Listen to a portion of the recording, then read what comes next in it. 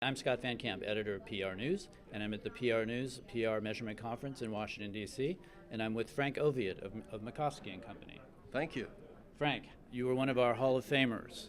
How does it feel to be one of the first inductees into our Hall of Fame?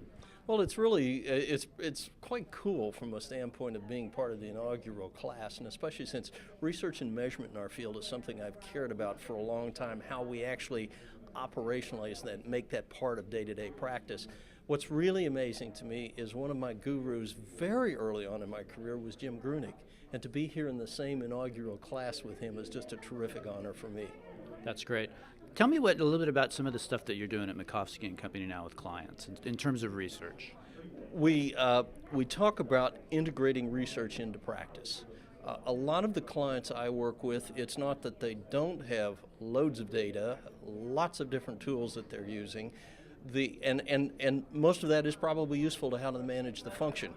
But in terms of really what are the things we're working toward that really give value to this organization and our chief executive will care about, that's something that we often have to think about more. So a lot of the clients, the things I'm involved with is really helping them get a grip on what do we have now, how are we using it, and what do we need that we don't have now.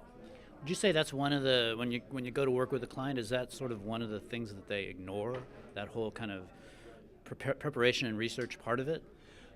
I don't know that they're ignoring it, but I think that throughout our field, I think there's a tremendous tendency to want to jump right into measurement. And we get asked that. If you're in an agency, every client asks, how are you going to measure that? Inside your organization, you're asked that and you want to jump immediately to that. I personally think that's a mistake. Because, first of all, we have true underlying social science to what we do, or basic research in our field. Secondly, there's a great deal of benchmarking and best practices which will tell you in any given situation what are other parties doing when they're faced with this problem, which helps you understand what you might need to do.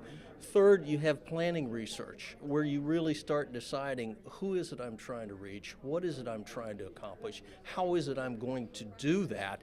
And frankly, if you've done all of that well, there's no mystery what it is you have to measure at the end of it. In fact, if you're having trouble figuring out what to measure, it may well mean that you haven't done the early steps correctly.